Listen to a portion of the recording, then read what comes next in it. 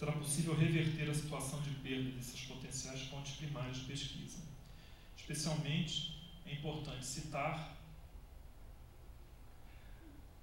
sensibilizar o Estado em suas várias instâncias para que se responsabilize em resgatar, manter, preservar, conservar, restaurar, pesquisar, expor e divulgar, bem como garantir os meios de ampliação do patrimônio cultural tangível da ciência e tecnologia, assegurando o amplo acesso da sociedade ao mesmo.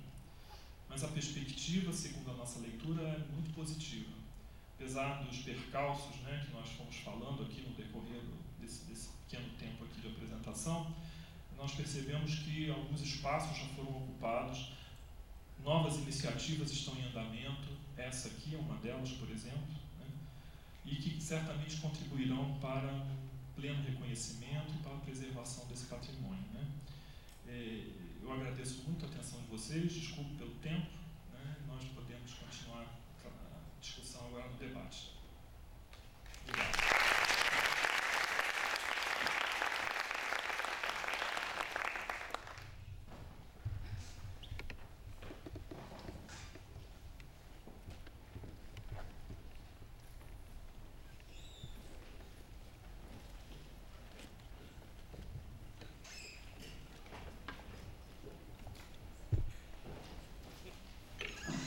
Obrigada, professor Marcos. Vamos abrir então para as pessoas que têm o microfone à disposição, né, para quem tem alguma questão. Os temas foram instigantes e diversos, mas é possível encontrar, né, uma boa conexão entre o modo como a universidade se constrói, né, ocupa espaços e pode vir a ser ou não, né?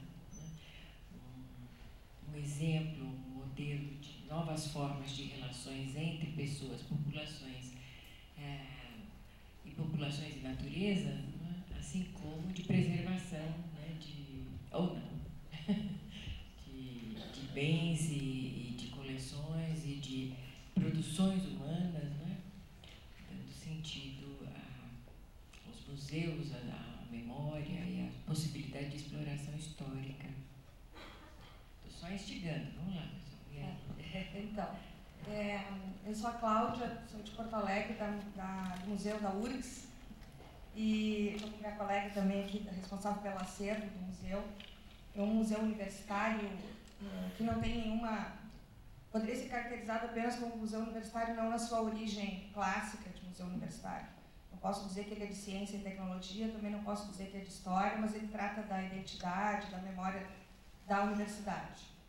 E eu estava com o Marcos nessas visitas que ele fez a esses espaços, na física, no Museu do Motor, no que se chama Museu de Informática, né, que é essa sala na biblioteca.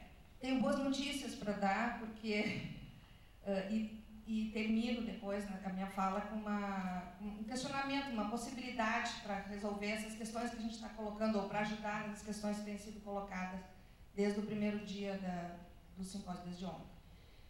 O da física, por exemplo, já continua naquela sala, porque é a sala onde vai ficar, tem 2 espaços, já estão, na sua grande maioria, as peças, os equipamentos estão catalogados.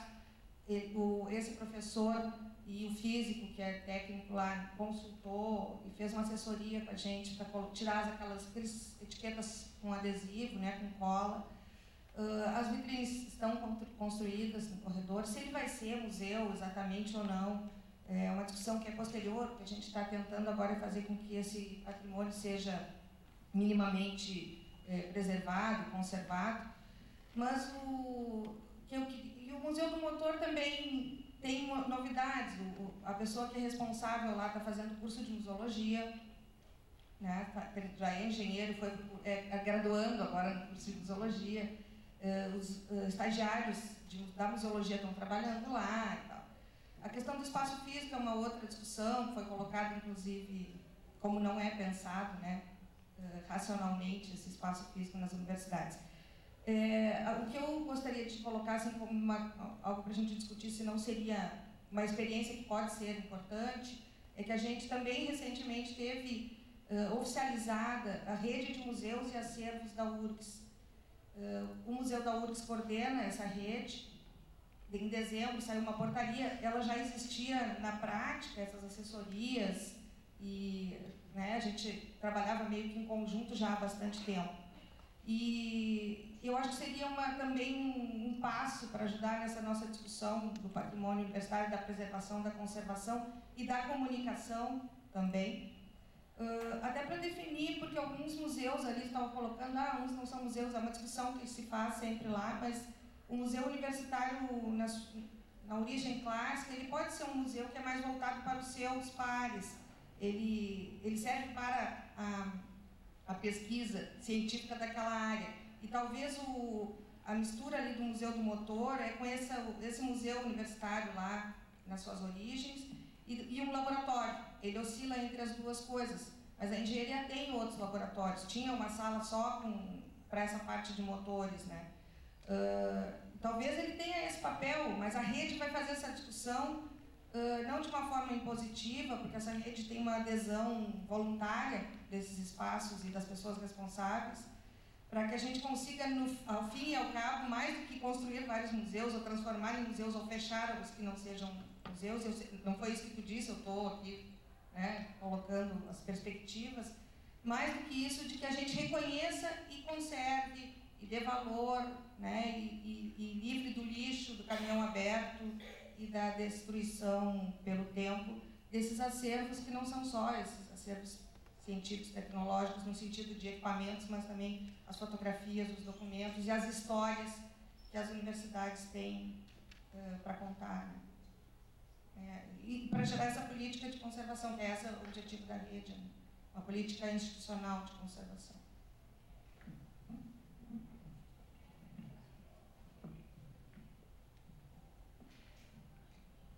Boa tarde. Eu fiquei muito emocionada com as duas palestras. De certa forma, eu estou há 32 anos na Procuradoria Jurídica da Universidade de São Paulo. Tomei iniciativas presidindo comissões sindicantes e disciplinares com relação ao licenciamento ambiental no campus de Piracicaba. Em 1996, sugeri o fechamento do campus da nossa Universidade Central.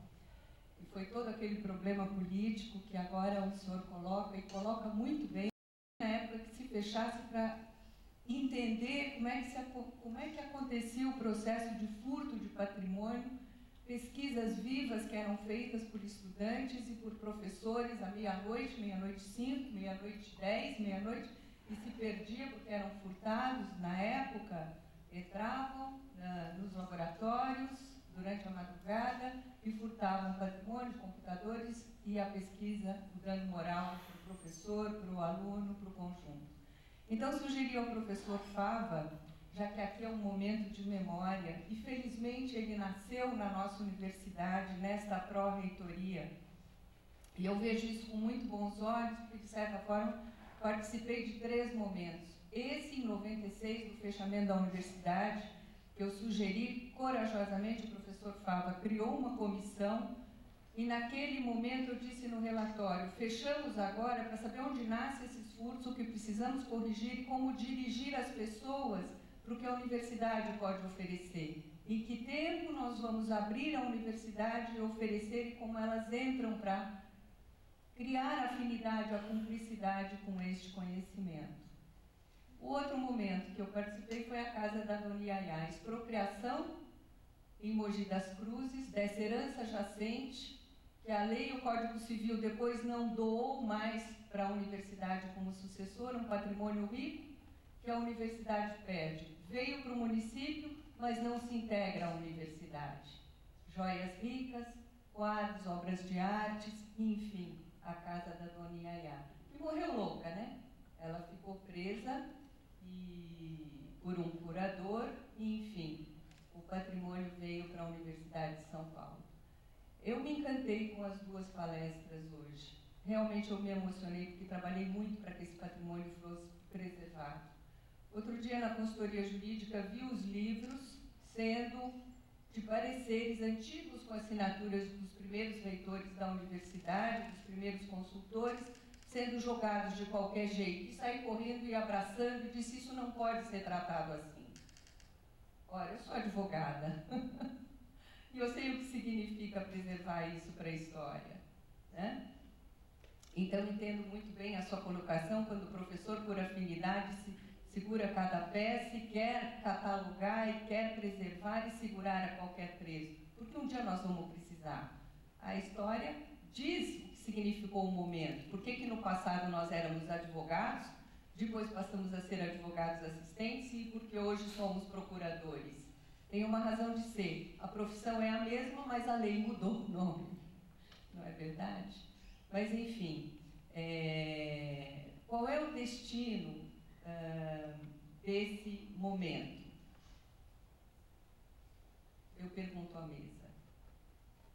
Nas suas colocações, professor, em 96, trabalhando com o professor Folegatti, prefeito da universidade em Piracicaba, que teve uma visão extremamente sensível de ser professor, em Santa Catarina, a Prefeitura da Universidade de Santa Catarina já faz licenciamento ambiental. Vamos propor o licenciamento ambiental. Por quê? Eu tinha sido conselheira titular do meio ambiente afastada da universidade. Se nós não temos o licenciamento ambiental, então nós corremos o risco de construir uma praça de museus e atacarmos justamente, agredirmos a natureza que precisamos preservar e catalogar. Era nesse ponto que eu queria chegar. Eu cumprimento vocês, cumprimento essa mesa aí, para mim valeu muito a pena o dia de hoje.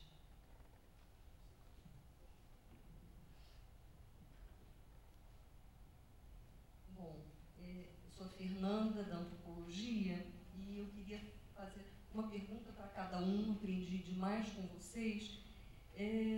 Carlos Roberto, né?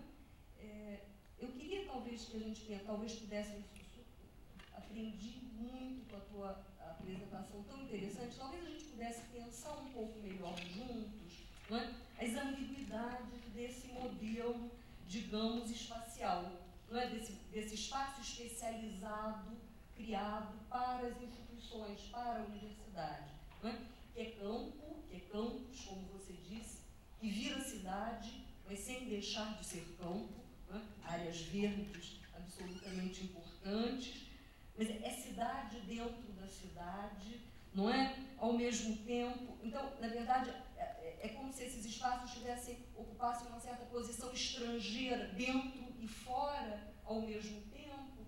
E eu fiquei pensando, enquanto te ouvia, que em francês há uma distinção entre cité e ville, né? Que talvez fosse interessante pensar, porque a cité universitaire, na verdade, quer dizer, a cité diz respeito, em geral, à polis, aos seus cidadãos, não é a cidade. Não é? E a cidade universitária em Paris, por exemplo, não é constituída de espaços de ensino, não é? É um projeto desenhado de uma outra maneira. Enfim, eu queria talvez te ouvir um pouquinho mais sobre as ambiguidades que cercam esse modelo, e talvez te perguntar se a segregação progressiva desses espaços que você aqui mencionou não acompanha, digamos, a segregação dos espaços de um modo mais amplo, não é? Nas cidades, em nome da segurança e tudo mais.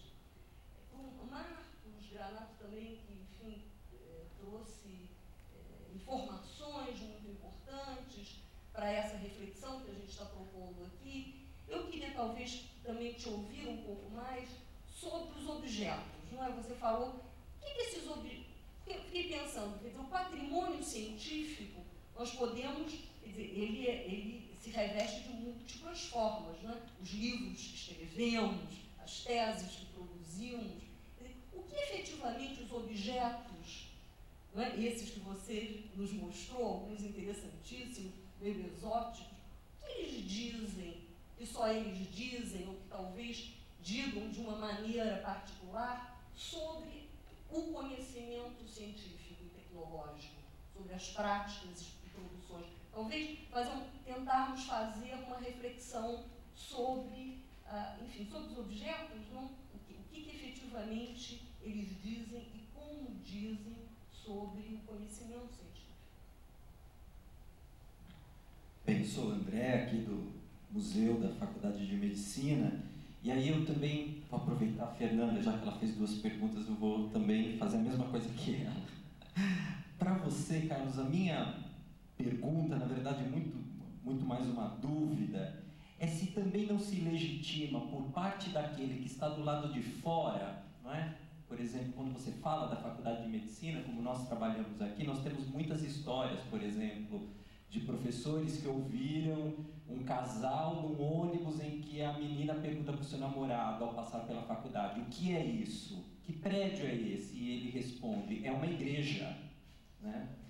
Eu fico me perguntando se não começa a haver também uma legitimidade por parte daquele que está de fora ao determinar o que tem dentro, né? Exatamente por ter sido exilado, digamos, daquilo que nós consideramos como universidade, né? Aí eu queria ouvir um pouco isso de você, esse que está do lado de fora e que pensa também a respeito, não é, daquilo que está do lado de dentro e que nem sempre ele sabe que é, na verdade, um objeto de segregação, digamos, o próprio conhecimento universitário produzido, seus objetos e etc.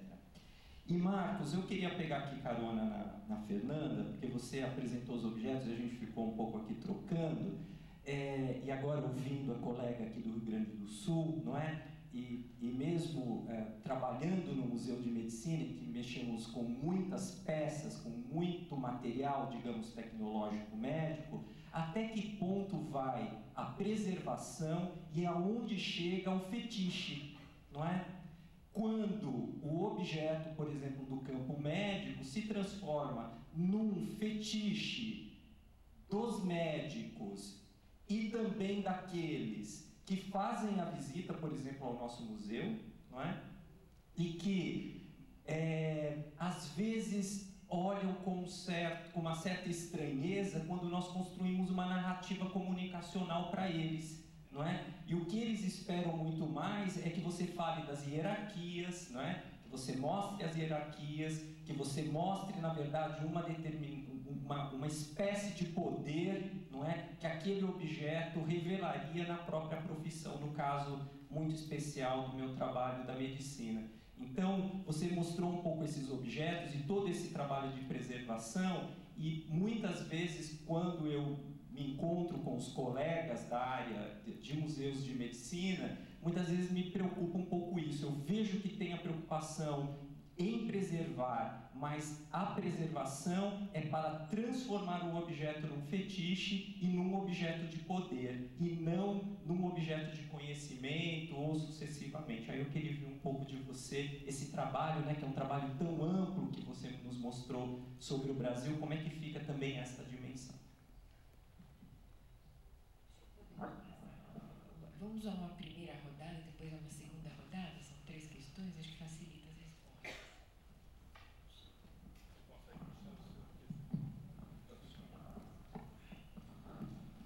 Bom, eu queria começar em relação ao comentário que a professora Fernanda fez, logo no final de sua fala. Eu acho que você tem razão em relação ao fato de que, na verdade, as sociedades contemporâneas vivem um processo de segregação cada vez maior dos seus espaços. Não são apenas os espaços da universidade que estão sendo construídos como enclaves na cidade. Os espaços residenciais estão sendo construídos dessa maneira, e de modo cada vez mais ampliado, né? Os condomínios fechados, em especial, os condomínios residenciais, sejam eles verticalizados ou não. Os espaços de serviços, começando pelo shopping center, que já como tal se constitui como um espaço isolado na trama urbana, ainda que do ponto de vista da arquitetura esse isolamento tenha se, eu diria, arrefecido ao longo da história dos projetos de shoppings. Eles hoje têm projetos menos fechados, mas chegaram a extremos de se fecharem de tal modo que, a ponto de criar um microclima, necessitarem de de procedimentos tecnológicos para resolver esse problema de climatização artificial, né? E se fecharam do ponto de vista visual também, quer dizer, eles se blocam totalmente, até porque o interesse desses espaços é que os olhares se dirijam às mercadorias com exclusividade, elas que têm que circular e, portanto, não interessa distrair os olhares dos passeantes pelos corredores do shopping, coisa que não seja as mercadorias expostas em vitrine. Então, sem dúvida alguma, nós vivemos hoje um processo que a cidade, enquanto tal, e a cidade no seu sentido original, né, está morrendo, eclipsando. Eu diria que é um eclipse generalizado dos espaços públicos que se esvaziam ou se circunscrevem a espaços vigiados. Não à toa, no interior do shopping center, os espaços de convívio comum são chamados de praças de alimentação. Né? Rigorosamente, do ponto de vista urbanístico, não tem nada com uma praça, são a antipraça, como um shopping é a anticidade, como um condomínio fechado é a anticidade. Né? E como, numa certa medida, um campus murado, né, protegido com guaritas à maneira de uma fortaleza, é também uma anticidade, embora, como bem observou, reproduza no seu interior uma estrutura que é a da cidade. Né? Se a gente pegar o plano da cidade universitária de fim dos anos 50, 60, a cidade universitária Armando Salles de Oliveira, né, nós vemos que uma série de terminologias aplicadas para o plano são retiradas do planejamento da cidade como um todo. A ideia de um core, né, de um centro cívico, né, e incluindo a introdução de uma série de equipamentos que estavam presentes na cidade, dentre eles os museus, já que esse tema também está presente aqui. Né. Por outro lado, nós temos aí uma possibilidade, enfim, pelo menos uma impotência está dada a possibilidade da universidade se abrir para a cidade, e acredito que os museus são uma porta de entrada excepcional. Né? Não apenas museus fechados em edifícios, enfim, onde guardam os seus objetos e outros elementos que constituem o seu acervo. Penso o campus como um museu a céu aberto, um museu de arte a céu aberto, e penso nesse sentido a experiência riquíssima de algumas universidades, em especial a Universidade do México, né, onde nós temos um museu a céu aberto totalmente, né, no caso com obras inclusive maravilhosas de Calder e outros importantes escultores. A Cidade Universitária Armando Salles de Oliveira iniciou algo nesse sentido, e nós temos lá a escultura de José Rezende, em especial, uma escultura que eu acho muito bonita, enfim, como toda a obra do Rezende, mas em especial aquela peça de enfim, um grande bloco de aço próximo da Escola Politécnica, né? Mas eles estão dispostos, o que nós temos, e temos outros, esculturas, né? Eles estão dispostos de uma forma em que a sua apreciação ela se dá de uma maneira muito, eu diria, atópica, fugidia mesmo. Você não tem, por exemplo, eu não tenho notícia que temos um roteiro para se realizar, um percurso por esses objetos que estão dispostos, no caso da cidade universitária, né? Aqui da USP, no Butantã. Né? Mas vejo aí uma enorme possibilidade. É curioso, quando me lembra as suas observações, me lembra o fato de que quando estávamos projetando, planejando o Campus 2 da USP, um dos edifícios era o edifício do Departamento de Engenharia Aeronáutica, por conta da construção, na verdade, de engenharia de materiais, por conta da abertura do curso de Engenharia Aeronáutica que acabou se realizando na universidade. E conversando com um arquiteto que projetou alguns edifícios, também colega do Instituto de Arquitetura e Urbanismo, Gelson de Almeida Pinto, ele pensava em muitos dos laboratórios estarem sendo abertos para a população poder passar lindeiro ao laboratório e ver, inclusive, os pesquisadores trabalhando, observá-los na sua, enfim, faina diária, né? Ao conversarmos com esses pesquisadores, eles disseram de jeito nenhum, o que nós fazemos não pode ser visto, né? Até por uma questão de apropriação indébita de pesquisas, de resultados, etc. Então, a ideia é que se isole mesmo, é que se feche, né? Claro que é um exemplo que pode, enfim, estar sendo muito particular, mas me parece que ele expressa exatamente essa necessidade também de os pesquisadores se fecharem, se circunscreverem, de certa maneira quase que com uma visão do laboratório, né, o laboratório usado esse termo no sentido amplo, né, ainda do período talvez que antecipe o próprio advento da química moderna, um laboratório de alquimia, em porões, né, escondido, né, em recônditos, protegido, em que aquele conhecimento absolutamente deveria ser divulgado, socializado.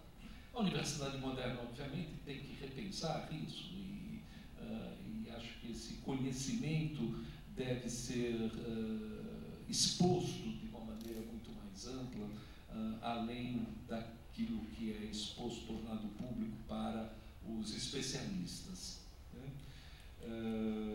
Agora, essa ambiguidade, né, dos territórios universitários nas suas relações com a cidade, na verdade, me parece uma questão que está na ordem do dia da pauta dos agenciamentos territoriais da universidade, né?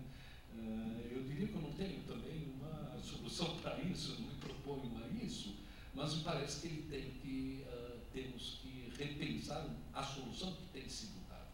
A solução que tem sido dada é única e exclusivamente de nos fecharmos, né?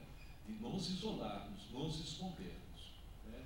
De proibirmos o acesso ao campus com outros fins que não sejam aqueles destinados exclusivamente à pesquisa, né? Como André, como o cidadão comum, não pertencente à comunidade universitária, nos vê, né, e vê os nossos territórios, né, os nossos edifícios, né? O seu exemplo relatado da pessoa do ônibus é ótimo, né? Quer dizer, sequer nem a identificação com a função do edifício, né? De uma certa maneira, é obviamente um leigo que confunde o edifício aqui da Faculdade de Medicina com uma igreja. Não é uma confusão a ser feita, eu acredito, por muitos, né? Pode dar uma certa impressão, etc., mas há uma certa distância. Por outro lado, eu lembro que os edifícios modernos construídos para as universidades a partir dos anos 30, 40, marcam-se claramente como edifícios universitários, distintos de outros tipos edilícios, né? Nesse sentido, eu acho que os arquitetos modernos responderam bem, qualificando plasticamente aqueles edifícios com características próprias, marcadas pela sua funcionalidade e, nesse sentido, criando soluções originais. Inúmeros exemplos, acho que teremos nesse sentido. Eu queria só aproveitar algo que eu não comentei na minha apresentação, na minha exposição, em relação aos espaços residenciais da universidade, né? A tendência que acompanha o fechamento da universidade é também a expulsão da função residencial da universidade. Durante algum tempo, a Universidade de São Paulo, isso não está muito longe, adotou, inclusive, a solução: não vamos construir mais prédios residenciais. Né? Isso lá na USP de São Carlos, e no campus de São Carlos, que eu acompanho de perto, por estar lá full time, acabou sendo revertido. Hoje nós temos novos edifícios residenciais por conta exclusiva de uma pressão, de uma resistência muito grande dos estudantes que se colocaram contra. Né? Mesmo na discussão do Campus 2, né, essa discussão era feita com uma tal comissão de implantação, que era presidida pelo então vice-reitor e atual vice-reitor, professor Hélio Cruz. Né? A ideia era: não temos residências. Né? Por quê? Porque residência estudantil traz problema. Né? Local de distribuição de drogas, de festas barulhentas, enfim, de um não controle, né, por parte dos gestores dessa população. Né? Não há, inclusive, até hoje, um programa de construções, né, a intenção para o Campus 2 da USP de São Carlos, que eu tenho notícia, é a intenção de estar se alocando a área residencial e se construindo a área residencial. Né? Ainda que, como observei, isso tem a impressão de estar se revertendo. Né? No Campus 1 no Campus 1 da USP em São Carlos, acabou se ampliando, né, os alojamentos para estudantes. Né? Essa situação, por exemplo, na UNB foi muito particular. A UNB cria, e é a única no país que criou isso, que eu tenho a notícia, alojamentos para os próprios professores, né, que apenas alguns anos atrás foram, suspensos. Né? Entende-se, era o momento de atrair os professores para uma cidade que estava, enfim, no meio do cerrado, à distância das grandes capitais. Nós sabemos dos expedientes que foram tomados nesse sentido. O salário do funcionário público que ia trabalhar em Brasília simplesmente dobrava. Você vai trabalhar em Brasília, você tem o dobro. Você vai ser professor da UNB, você tem um alojamento com um pagamento irrisório. Era simbólico o aluguel que você pagava. Né? Isso posteriormente foi deixado. Mas nós não concebemos, ao contrário dos campos norte-americanos, o morar, o residir da comunidade universitária no próprio campus, que talvez pudesse até isolá-lo ainda mais, de certa maneira. Né? Mas eu lembro que num manual de 1930 da Universidade de Harvard, ele dizia, em relação à construção dos seus espaços físicos, que para a universidade ter como função formar médicos, administradores, engenheiros, etc., a função primeira dela era formar o cidadão. E para formar o cidadão, criar espaços de convívio. Né? Esse tema dos espaços de convívio é flagrante em inúmeros projetos de edifícios, o esquecimento dele, total. Nós temos no campus blocos de salas de aula, né, onde não é previsto um banco para os alunos sentarem e conversar, como se o aluno só vivesse, né, a sala de aula, como se ele não matasse a aula, não tivesse um intervalo da aula, não tivesse antes e depois da aula, e carecesse de espaço de convívio. Né? Não existem esses espaços. Né? Temos inúmeros edifícios com essa característica. Né?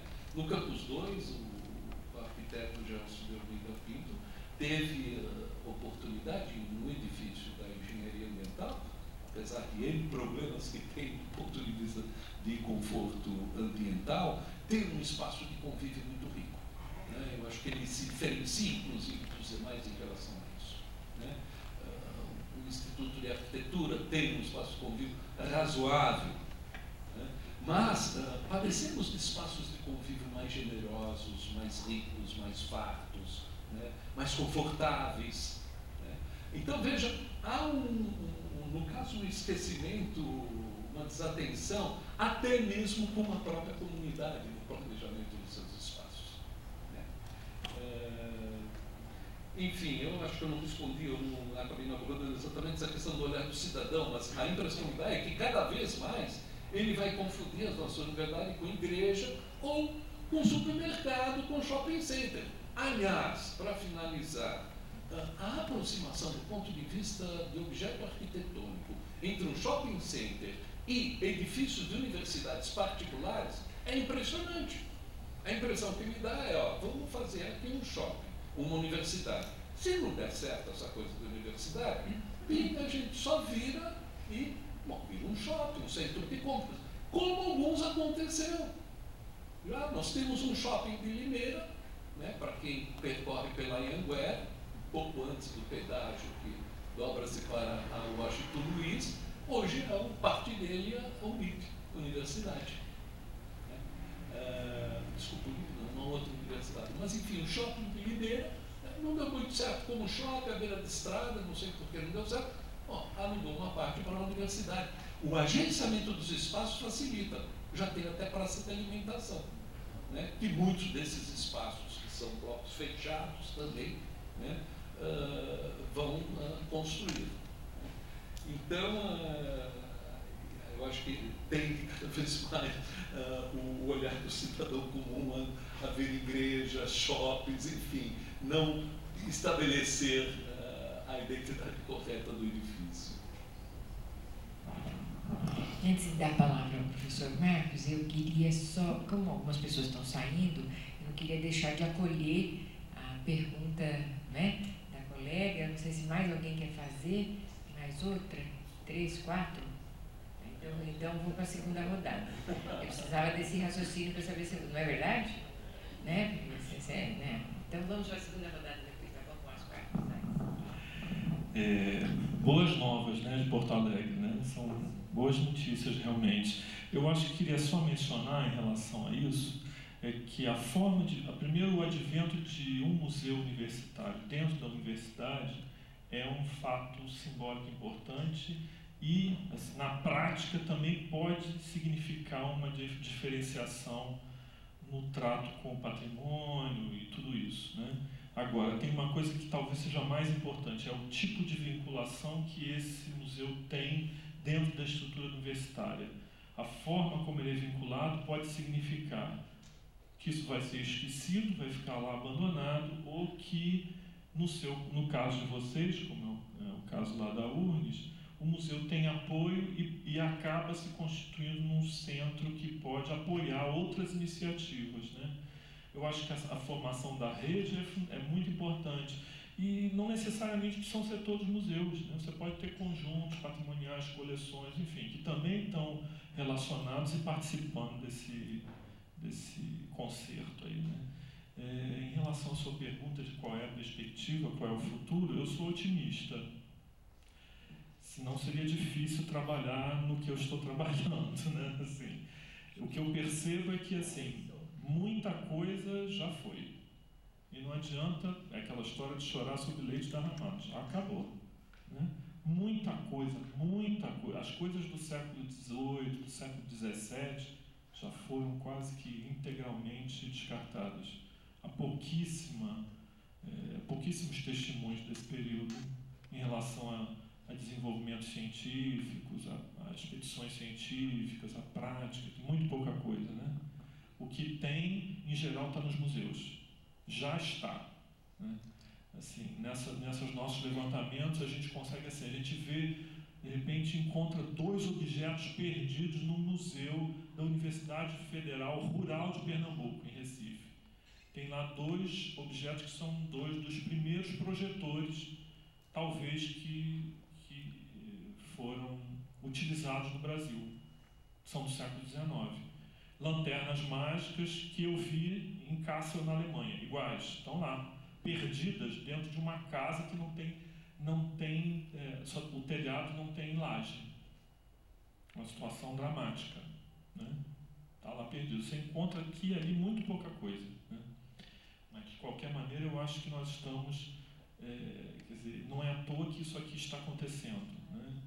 Não é à toa que a gente já percebe que, formalmente, eu acho que a legislação brasileira é moderna, muito boa, só que a implementação dela, em geral, é que não acontece com o mesmo nível de qualidade, mas acho que a legislação nossa é muito avançada. Em geral, ela está muito à frente da nossa prática, né? ou se não a legislação, mas a ação dos legisladores, dos juízes, né, tem se mostrado, especialmente no seu estado, né, no Rio Grande do Sul, são muito progressistas, né. Agora, em relação a essa coisa dos objetos que você pergunta, né, o que eles dizem, eu acho que os objetos, na verdade, não dizem nada, né. As pessoas é que se apropriam dos objetos, e isso também tem a ver com a sua pergunta, né? E se apropriam das formas mais variadas. Pode ser um fetiche, realmente, pode estar no altar, né, para a pessoa, aquela coisa assim, né, que não tem nada a ver com a prática da museologia mais contemporânea, né, mas, quer dizer, e não cabe a ninguém impedir a apropriação das pessoas, elas façam o que quiserem, né, interpretem do jeito que quiserem, né. O que a gente precisa fazer digamos, abrir isso para as pessoas, né, tornar público, permitir o acesso, dar informação sobre aquilo. O que as pessoas vão fazer com aquilo, aí é com elas, né. Não acho que não cabe muito a gente ficar... acho que sim, acho que talvez caiba a gente saber o que está acontecendo, né. Para isso, você tem que fazer pesquisas de público continuadas, porque existe público de tudo que é jeito, né. E o museu é aberto, o museu público é aberto, né? Especialmente se ele for gratuito, ele vai receber gente de todo tipo. É interessante ver como as pessoas vão usar o espaço, né? É interessante poder parar e ficar observando, né? Minimamente isso, né?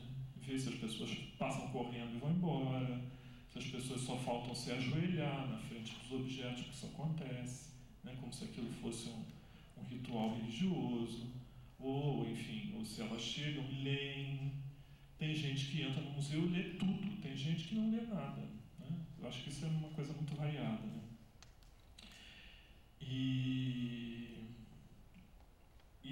Bom, em relação a essa coisa de fetiche e preservação, eu acho que são coisas que, para mim, não se tocam. Eu acho que a função das pessoas que têm sob a guarda o patrimônio é tentar zelar para que aquilo permaneça o máximo possível sem perder informação no tempo, né? E aquela história, né? Se a pessoa guarda aquilo como fetiche, fazer o quê? Né? Isso acontece, sem dúvida, né? E isso talvez seja, se não como fetiche, como objeto de estima, de adoração, é uma prática muito comum, né? Mas isso é uma prática que leva a que isso seja protegido. É condenável? Não, não é condenável, né? E essas coisas passam, né? Quer dizer, as pessoas passam, né? As coisas ficam, né? Então, eu acho que se um professor guarda as coisas, se apropriando daquilo como se fosse seu, o que acontece, né? A minha coleção, e não deixo ninguém ver, não deixo ninguém entrar para olhar, ele vai passar, né? Vai passar e as coisas vão ficar, né? Então, o importante é que, na verdade, é a gestão disso, é como a universidade encara o seu conjunto patrimonial, o que ela pretende fazer, a política que ela tem para isso, né? Entendeu? Isso que é muito importante e que é muito difícil dentro das universidades abrir espaço, né? Porque política em seguida vem atrelada a recurso, que aí complica muito a situação, né? Quer dizer, a nossa batalha é tão grande para o reconhecimento do patrimônio dentro do Ministério para que sejam abertos editais específicos de financiamento, entendeu? Para que as universidades, os institutos possam concorrer e possam obter algum recurso para trabalhar essas coisas, para proteger essas coisas minimamente, né? Enquanto isso não acontecer, você está, em geral, concorrendo com grandes museus de arte, nos editais do Ministério da Cultura, onde tem muito menos dinheiro e onde a concorrência é muito maior e muito mais difícil, né? E acho que tem uma última coisa. Eu não sei se tem mais alguma pergunta dessa primeira rodada, que eu acho que não, né? Só tem uma coisa que eu acho que você comentou, que eu tinha até escrito aqui em cima do que você falou, que eu concordo com você completamente, né? Que eu acho que o patrimônio universitário, eu acho que é uma porta imensa para a sociedade. Uma coisa que pode ser subversiva, inclusive, a todo esse processo de fechamento, né? Quer dizer, a maneira como nós, que temos a guarda e temos o dever de preservar essas coisas, temos também a possibilidade de usar isso de uma forma, entre aspas, subversiva, né? No sentido de ir contra o sentido de fechamento, né?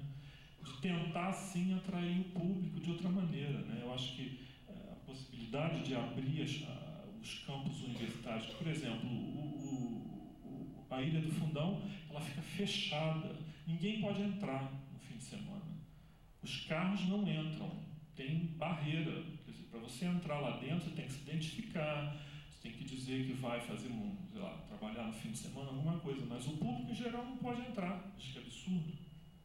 Por que isso? Porque, quer dizer, o local onde ela está, cercada de favelas, a quantidade de assaltos, de problemas de vandalismo que aconteceram dentro do campus levaram a essa medida que é extrema, né? Você pode muito bem fazer programas organizados de visita ao campus universitário, abrir isso, divulgar, tentar sensibilizar de alguma maneira o meio de comunicação, né? Fazer de alguma forma, né? Lá eu acho que no campus da Ilha do Fundão existe a possibilidade da Petrobras, que está lá dentro implantada e tem uma quantidade de dinheiro imensa e seus editais são sempre milionários, para apoiar esse tipo de coisa, mas é aquela história, né? Essas coisas estão muito pulverizadas dentro da universidade e as pessoas em geral não têm esse espaço aqui para se encontrar e se ver e se falar, né?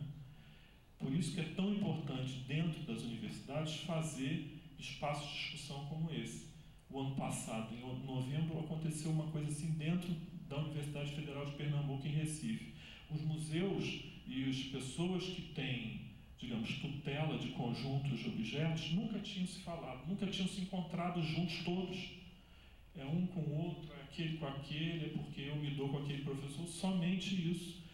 E a maioria deles ficou boquiaberta com o que viu, porque os museus fizeram a apresentação do seu trabalho, das suas coleções, e aquilo tudo era desconhecido da maioria das pessoas, você veja só. E isso é uma coisa dentro de uma universidade federal, de um estado que não é um estado pobre, né? Pernambuco é um estado que tem seu lugar dentro do panorama econômico do país, né? Então, assim, quer dizer, mas isso também não tinha acontecido antes, aconteceu agora, está acontecendo esse evento aqui, essas coisas começam a pipocar, né?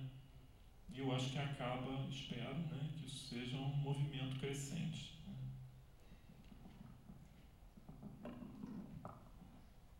Oi, boa tarde, meu nome é Suzana, eu trabalho no Núcleo de Documentação do Instituto Butantan. E a questão que eu coloco é para o professor Marcos. Eu queria saber como se coloca dentro desse projeto todo a questão dos acervos biológicos. Eu digo isso em função das interfaces que esses acervos têm